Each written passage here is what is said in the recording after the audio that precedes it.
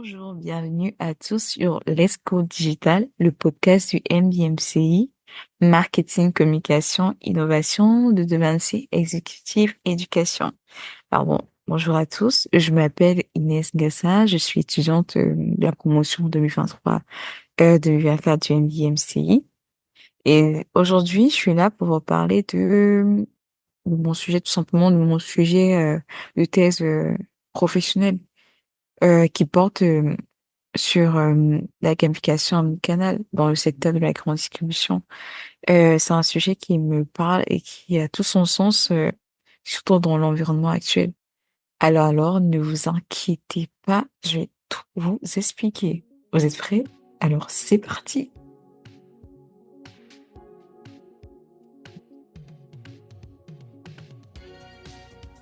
Alors, vous me demanderez sûrement pourquoi ce sujet? Eh bien, c'est très simple. Depuis un moment, je travaille à Carrefour en tant que chef de projet gamification et CRM au sein de la direction marketing Fidelity. Et pour vous expliquer brièvement ce que je fais, c'est que je suis chargée de l'organisation de bout en bout des opérations de jeu en rapport avec la fidélité. Donc, autrement dit, c'est que seule la création des jeux que nous mettons en place, seuls les gens, les clients qui sont logués, les clients fidèles, des clients qui ont une carte de fidélité, une carte Carrefour, peuvent participer à nos jeux via forcément leur carte, comme je disais, soit avec leur carte de fidélité. Et ces jeux sont déclinés soit en bornes, des bornes qui sont présentes au magasin, dans les hypermarchés et supermarchés, ou alors des jeux qui sont présents directement sur notre application mobile Carrefour. Et bien sûr, ces jeux, les jeux que nous créons, ils sont pas juste là pour faire joujou. Ils ont deux objectifs principaux. Euh, D'abord, les jeux créés sur l'application nous permettent d'inciter les clients à augmenter la fréquence d'utilisation de l'application. Et d'un autre côté, pour les jeux qui sont en borne, qui sont en borne magasin, nous permettent de collecter des opt-in ou des consentements pour mieux qualifier notre base de données client, le client fidèle. Et c'est là où ça devient vraiment intéressant. Euh, Là, en pensant, je me rappelle d'une citation que mon ancien responsable avait souvent l'habitude de répéter au début quand j'ai commencé mon travail. C'est que 80%, c'était un constat en fait, hein, c'était purement un constat qu'à chaque fois qu'elle enseignait juste un constat, c'est que 80% des bons d'achat générés grâce aux jeux qui sont livrés sur l'application Carrefour, mobile Carrefour, sont utilisés en magasin.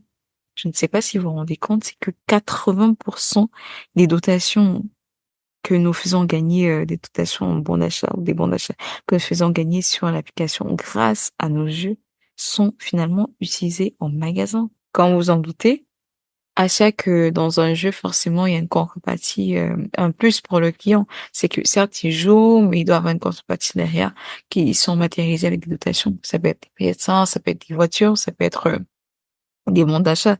Et nous qui utilisons souvent des bons d'achat, vu que c'est une dotation qui plaît aux clients, on constate que les bons d'achat qui sont générés, qui sont gagnés sur l'application, des jeux qui sont joués sur l'application, sont finalement utilisés en magasin.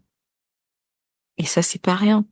Donc, ça veut dire qu'un client qui est souvent e-commerce, un client e-commerce, c'est-à-dire il a l'habitude de faire ses courses via le Drive, que ça soit le Drive piéton ou le Drive tout court, habitué à faire ses courses en ligne et poussé à utiliser ses dotations en magasin. Et pourtant, il a aussi la possibilité d'utiliser ses bons d'achat directement, lorsqu'il fait ses courses, euh, sur son application. Mais il vient l'utiliser en magasin. Ce qui avait derrière qu'il y a une meilleure fréquentation des clients. Et c'est tout simplement génial. Parce que, en plus de maintenir le client dans l'univers Carrefour, on pousse un client à devenir omnicanal. C'est-à-dire, il peut passer facilement de magasin, d'une application au magasin, application, ainsi de suite. Comme je me rappelle aussi dans l'interview que j'avais passée avec Monsieur Bellitti, qui nous expliquait, qui a beaucoup travaillé sur l'aspect e-commerce, qui m'expliquait, aujourd'hui, le client Le client omnicanal ramène déjà beaucoup plus qu'un client lambda. Le client omnicanal, c'est celui qui est capable de switcher ben, d'un canal à un autre. Et l'important pour nous aujourd'hui en tant qu'ancienne distribution, c'est de pouvoir gratter du temps disponible pour le client. Force de ce constat, j'ai eu forcément un déclic et c'est là où je me suis dit, waouh, là il y a vraiment, là je peux avoir un sujet avec un réel aspect stratégique derrière. Donc, tout simplement, mon objectif avec cette thèse, c'est de montrer que les jeux, via la gamification, ça peut être une vraie valeur ajoutée, un élément de différenciation stratégique pour les entreprises dans le domaine de la grande distribution, déjà dans un premier temps. Et cela touche, et en passant par tout le parcours client, que ce soit au niveau de l'acquisition, de la fidélisation, de la rétention, ou même encore la gestion de la donnée qui est collectée derrière. Parce que oui, on collecte, lorsqu'on fait un jeu, on fait, comme je le disais, on fait pas juste pour ses beaux yeux, mais c'est parce que derrière, on a besoin de qualifier notre donnée. On a besoin d'une meilleure fréquentation de nos, que ce soit les magasins ou alors l'application, mais aussi il y a de la donnée qui est gérée derrière, la donnée qui doit être requalifiée. Et cette donnée qui nous permettra peut-être demain de pousser des offres encore plus personnalisées. Tout à fait. Et évidemment, en tant qu'étudiante en MBA marketing et communication et innovation, je ne peux pas oublier l'impact ou les aspects que peut être offerts par la transformation numérique. La transformation numérique, les amis. Bien sûr, la transformation numérique. Ce qu'on pourrait être avec l'intégration d'IA générative, des chatbots, des IoT ou même encore une gestion de données encore plus personnalisée, que ce soit dans le parcours d'achat qui conduit au jeu, ou même le parcours de jeu en lui-même, ou même encore plus loin, les offres qui sont poussées derrière, qui nous permettent de cibler des offres précises qui pourraient être repoussées derrière. Et là, franchement, pour moi, c'est tout simplement génial. La question qui me reviendra peut-être, ou la question qui m'est en tête et ce que je me rends compte, c'est que je ne vous ai pas expliqué ce que c'est la gamification omnicanal. Donc, laissez-moi déjà dans un premier temps dire ce que c'est la gamification dans le sens large du terme, et ensuite l'omnicanalité pour ensuite lier ces deux notions. Selon, enfin, à la suite d'une interview que j'avais passée avec Ashot Ligarian, créateur de la plateforme de l'aventure, un ancien de Carrefour, qui était aussi un ancien Carrefour, euh, avec laquelle j'ai eu une très belle interview, une interview super intéressant. Il définit en fait la gamification comme l'intégration des scénarios, de mécaniques et de modalités de jeu dans des contextes qui ne sont pas initialement des jeux. Il a pris un exemple, un exemple qui me fait assez rire en fait, c'est celui c'est cette image où, en fait, on voit des chirurgiens qui sont en train d'opérer un enfant pendant que celui-ci est en train de jouer à un jeu vidéo. C'est-à-dire que le jeu vidéo, autant pour moi, le dispositif lié au jeu vidéo permet à l'enfant de rester focalisé sur le jeu plutôt que l'opération, ce qui facilite forcément le travail des chirurgiens et réduit fortement les risques associés à l'anxiété du patient, donc de l'enfant. Et donc pour Hachette, cela représente une application parfaite de la gamification. Utiliser des éléments ludiques pour atteindre des objectifs spécifiques dans un contexte qui ne l'est pas.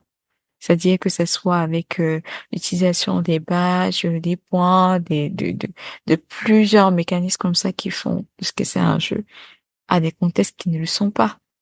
Et c'est clairement ça, d'un côté, c'est ce qui est de la gamification. Tout ce qui est de l'omnicanalité. L'omnicanalité, c'est quoi?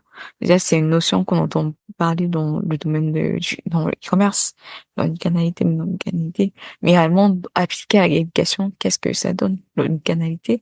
Eh bien, aussi, lors d'un échange que j'ai eu avec Oriane Bellini, responsable marketing chez Arsenal, une entreprise qui est spécialisée dans les opérations de jeu omnicanal. Elle m'expliquait en fait que pour elle, l'omnicanalité résonne comme se rapporte à la fusion euh, l'omnicanalité se rapporte à la fusion des canaux en ligne et hors ligne.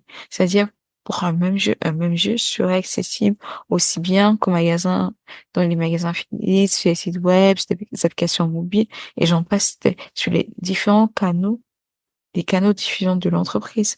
C'est le même jeu qui est diffusé sur plusieurs canaux. Et l'objectif, en ce sens, c'est de maintenir.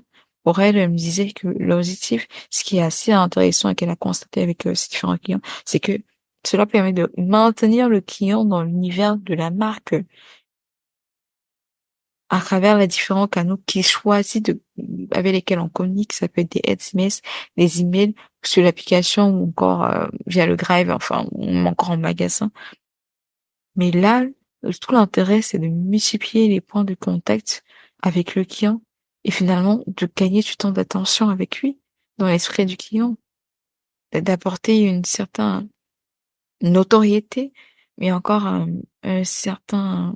Alors, pour résumer clairement, la gamification omnicanal, avec toutes ces définitions, elle se ramène en fait à l'utilisation des mécanismes de jeu pour motiver et engager des clients à travers tous les canaux de distribution d'une enseigne. Imaginons un peu un grand magasin qui propose un programme de fidélité où les clients gagnent des points en faisant des achats, en consultant des offres en ligne ou en participant à des jeux sur l'application. Et ces mêmes points qui peuvent ensuite être utilisés contre des récompenses, des réductions ou des avantages exclusifs en magasin et ainsi de suite. C'est-à-dire aussi des achats qui sont réalisés en magasin et qui peuvent après être utilisés sur l'application avec des offres personnalisées, poussées et etc., etc. Ainsi, dans le contexte français, quand on parle de grande distribution, de quoi est-ce qu'on parle? Qu'est-ce que ça représente? Déjà, on entend parler souvent d'hypermarchés, de supermarchés. Forcément, ce sont les principaux canaux de vente, surtout dans le monde de la distribution. Il y a les supermarchés, hypermarchés, mais aussi la partie e-commerce, le Grab piéton, la livraison à domicile, et j'en passe.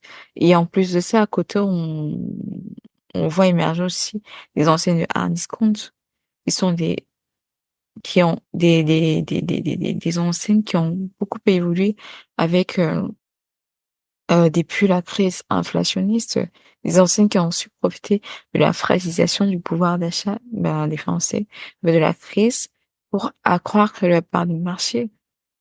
Aujourd'hui, euh, la grande distribution en France représente environ 70% du commerce de détail, avec un chiffre d'affaires de plus de 200 milliards d'euros en 2021. On fait face, bien sûr, à une transformation digitale majeure. L'essor déjà du e-commerce atteint 14,1% des ventes du commerce de détail et la croissance spectaculaire de 42% du e-commerce alimentaire en 2020, ce qui témoigne de l'évolution rapide des habitudes de consommation. Déjà dans ce paysage, en perpétuelle mutation, l'omnicanalité s'impose ainsi comme une nécessité stratégique avec 73% de consommateurs français qui adoptent une approche mixte entre les achats en ligne et en magasin. Donc, en ce sens, les enseignes doivent tout le temps se réinventer leur approche, d'autant plus que les clients omnicanaux dépensent en moyenne 30% de plus, mais écoutez bien, 30% de plus que les clients monocanaux. Et face à ces défis, la communication émerge comme un levier prometteur. 87% des retailers la considèrent déjà aujourd'hui comme un élément remarquable de leur stratégie digitale, déjà capable d'augmenter l'engagement des clients de plus de 30% en moyenne, et dans un secteur où 80% des consommateurs sont déjà membres au moins d'un programme de fidélité. Ça, c'est pour ceux qui sont, si on parle de fidélisation. L'intégration de mécaniques ludiques dans une stratégie omnicanale cohérente apparaît comme une voie d'innovation incontournable des acteurs de la grande distribution en France. Déjà en France, mais forcément peut-être aussi ailleurs. Déjà, je pense que là, avec toutes ces explications, ça me permet déjà de comprendre réellement le potentiel de la gamification omnicanale aujourd'hui dans la grande distribution. Donc, là, on a parlé de gamification, d'omnicanalité, de son potentiel. Là, maintenant, ça serait intéressant d'explorer un exemple palpable dans lequel on peut comprendre réellement la plus-value de la gamification omnicanale. Et figurez-vous que j'ai un exemple, justement. J'ai eu un échange, toujours dans le cadre de ma thèse, un échange avec Hugo Jolant, responsable client pour l'agence Sobeuse, qui a aussi une plateforme spécialisée dans l'activation et l'acquisition des clients via des jeux. Et franchement, je pense que j'ai pu noter j'ai découvert en fait des insights assez intéressants.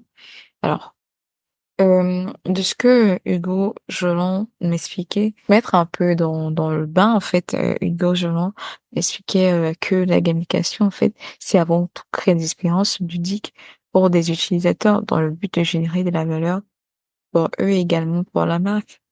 Bien que aujourd'hui, de ce qui est du constat qu'il a fait, c'est que la gamification ne représente pas plus le plus grand segment du budget global dédié au marketing digital.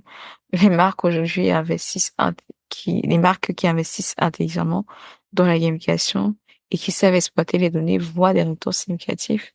Donc, forcément, pour déterminer sur si une activation du jeu est pertinente, pour lui, il faudrait considérer en fait plusieurs éléments. Déjà, la mécanique du jeu. Et il y en a qui sont assez standards. On parle, par exemple, la route de la fortune, les tickets à gratter. Ce sont des jeux qui sont largement reconnus, même, par exemple, si je, je, je regarde un peu ce qui est assez pour déterminer si une activation de jeu est pertinente, c'est qu'il faudrait considérer plusieurs éléments. Déjà, les mécanismes de jeu qui sont souvent, enfin, il y en a qui sont standards. On a, par exemple, de la fortune, les tickets à gratter et j'en passe. Et l'objectif principal, en fait, pour lui, c'est d'innover tout en restant en phase avec l'essence de la marque et souligner en fait que l'évaluation de la pertinence d'un jeu est intrinsèquement liée à un facteur humain, une combinaison d'intuition et d'audace pour essayer de nouvelles idées. Cependant, il faut admettre que même avec la meilleure exécution, le succès n'est pas toujours garanti sans les bonnes récompenses et une stratégie de communication efficace pour soutenir le jeu. Un exemple marquant dont il me faisait état, c'est l'activation réalisée pour eToro en collaboration avec l'AS Monaco, en fait, en adaptant des offres promotionnelles aux résultats des matchs en temps réel, ils ont créé des expériences engageantes pour les fans, en renforçant aussi leur connexion émotionnelle avec la marque et le club, la marque eToro et le club AS Monaco. Et cette activation, en fait, prouve que non seulement, enfin, elle a pu mettre en avant à transmettre le message de la marque, mais également à toucher la cible. Bon, on va dire, aujourd'hui, on parlera des fans, mais la cible de manière significative.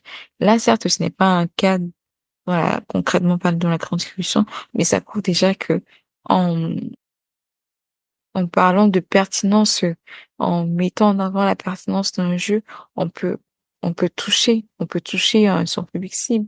Il me révélait aussi un autre exemple. Euh, une autre activation qui s'est fait avec dans le cas de EasyJet. Qu'est-ce qui s'est passé en fait, c'est que EasyJet avait lancé un jeu qui s'appelait la marque EasyJet, ils ont lancé un jeu qui s'appelait Choose Your Trip. Ce jeu en fait était conçu pour promouvoir des destinations estivales d'EasyJet en collaboration avec Spartoo, la marque de chaussures.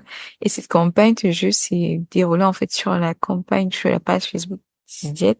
Elle s'est diffusée sur la page Facebook d'EasyJet, ce qui a attiré l'attention à travers attirant aussi l'attention à travers un jeu concours interactif. Donc, les participants devaient en fait aller crier des objets sur un tapis roulant, distinguant ceux liés à l'été et les accessoires liés à l'été et ceux liés à l'hiver, avec pour objectif d'atteindre un meilleur score possible en l'espace de 1 minute 30. Et tenez-vous prêts, en fait, en termes de résultats, le jeu a rencontré un Vixus, alors, tenez-vous prêts. En termes de résultats, le jeu a été une totale réussite, avec plus de 11 000 contacts qualifiés et 40 000 parties jouées sur une période de seulement 9 jours. Écoutez bien, 9 jours. Mais ce succès, en fait, démontre l'efficacité de la gamification, en fait, comme un outil de marketing digital capable de générer de l'engagement, Mais on parle de fidélité, mais là aussi, on découvre à travers ça de l'engagement, un autre objectif qui peut être atteint grâce à la gamification, tout en promouvant des produits et des services de l'entreprise de manière assez ludique et interactive. C'est tout simplement génial, franchement. Euh, à travers ces exemples, on peut déjà imaginer le potentiel incroyable de la gamification omnicanal. Et évidemment, c'est pas tout. La gamification a des implications beaucoup plus vastes. Là, quand je parlais du parcours d'un client, l'acquisition, la rétention, la fidélisation et j'en passe. Avec des enjeux de comptabilité, de personnalisation d'offres, de mise en place de récompenses et bien plus encore. Et ce que je peux déjà vous dire, c'est qu'en fait, la gamification omnicanale s'inscrit comme levier stratégique majeur dans la transformation digitale. Enfin, elle offre une approche assez innovante, je pense, pour atteindre des objectifs clés, hein, en intégrant des mécanismes de jeu cohérents à travers des canaux physiques et digitaux. Des enseignes aussi pourront, parce que, ou alors les enseignes peuvent créer un écosystème engageant, ce qui attire de nouveaux clients via des défis, de façon ludique tout simplement. On pourra parler aussi peut-être de communauté, de mise en place d'une communauté, et tout ça en fidélisant la base de clients existants ou en attirant de nouveaux clients. Cette approche, en fait, permet non seulement d'améliorer l'expérience de client en rendant le parcours d'achat plus ludique et interactif, que ce soit via les différents canaux d'exclusion de l'entreprise, que ce soit des mobiles, la partie non seulement d'améliorer l'expérience client en rendant le parcours d'achat beaucoup plus ludique et interactif, que ce soit via des applications mobiles, des chats sous création en réalité augmentée en magasin, ou même des parcours e-commerce gamifiés, des jeux de gamification omnicanal bien pensés. Les acteurs de la grande distribution peuvent non seulement suivre, mais prospérer dans un paysage commercial en constante évolution, sachant que chaque interaction devient une opportunité, un point de contact avec le client. Et ça, ce n'est pas rien. Mais attendez, ce n'est pas tout. Gamification omnicanal a encore plus à offrir. Pour en savoir plus, je vous invite à suivre dans notre prochain épisode où nous aborderons les différents impacts de la gamification et comment l'intégration d'éléments de digitalisation et de nouvelles technologies peuvent aider à développer cette approche omnicanale. Petit spoiler alerte, nous parlerons bien sûr de d'IoT pour le tracking de parcours, d'IA pour la recommandation personnalisée et bien sûr de l'intégration de données clients cross-canal. C'est pas des moindres. Alors encore merci de nous avoir écoutés aujourd'hui. J'espère que cet épisode a été enrichissant. N'hésitez pas à me contacter si vous voulez en savoir plus et bien sûr tenez-vous prêts pour la suite. N'oubliez pas de vous abonner à Let's Go Digital pour ne manquer aucun de nos prochains épisodes. À bientôt. Merci.